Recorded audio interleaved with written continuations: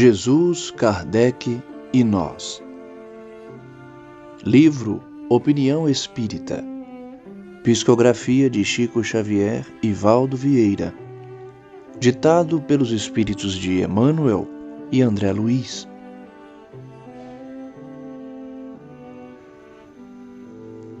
Se Jesus considerasse a si mesmo puro demais, a ponto de não tolerar o contato das fraquezas humanas, se acreditasse que tudo deve correr por conta de Deus,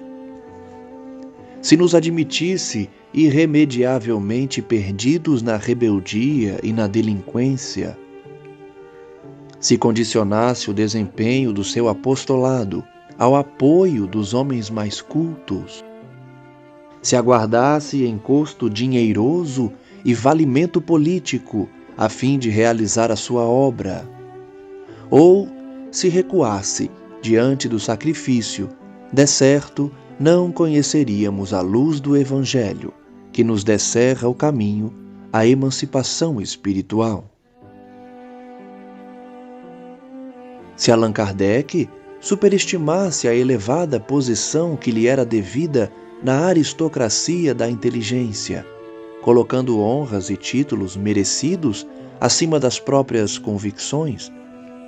se permanecesse na expectativa da adesão de personalidade ilustres à mensagem de que se fazia portador, se esperasse cobertura financeira para atirar-se à tarefa,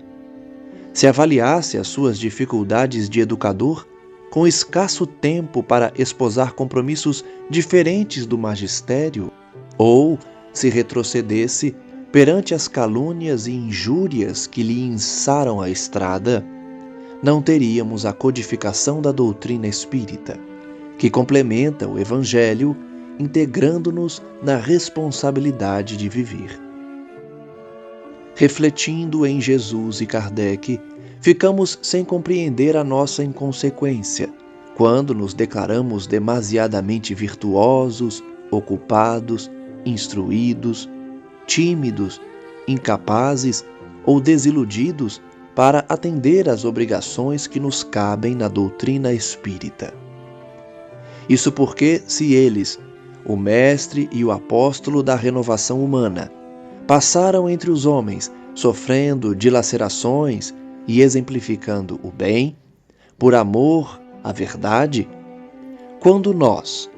consciências endividadas, fugimos de aprender e servir em proveito próprio,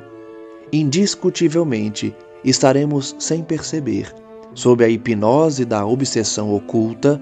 carregando equilíbrio por fora e loucura por dentro. Na profunda e bela página de hoje aprendemos com Emmanuel que devemos nos inspirar em Cristo e em Allan Kardec para abraçarmos as nossas responsabilidades na doutrina espírita. Porque ambos, Cristo e Kardec, sofreram perseguições, sofreram humilhações, sofreram a dúvida e a incerteza daqueles que os rodeavam, mas não desistiram e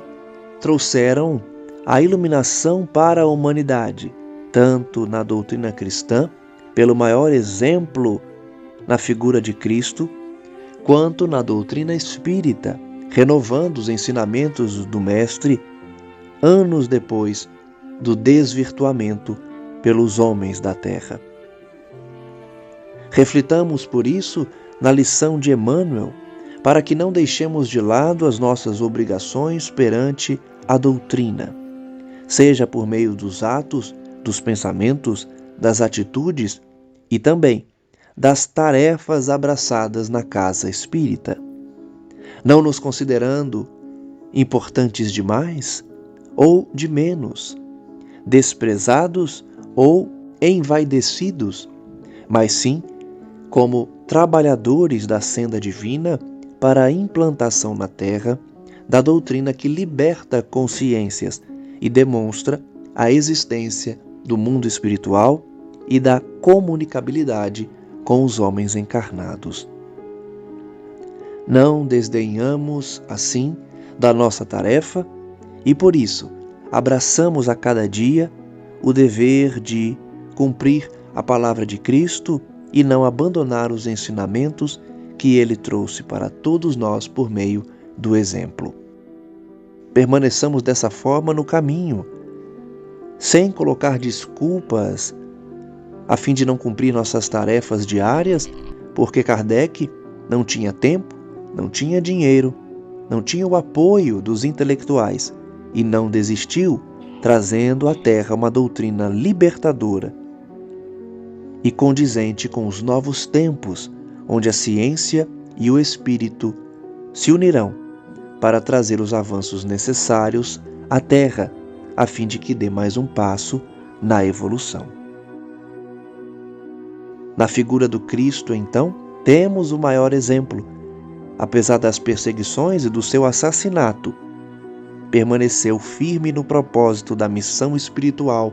dada por Deus a ele, de guiar a humanidade e trazer os exemplos necessários para a nossa libertação espiritual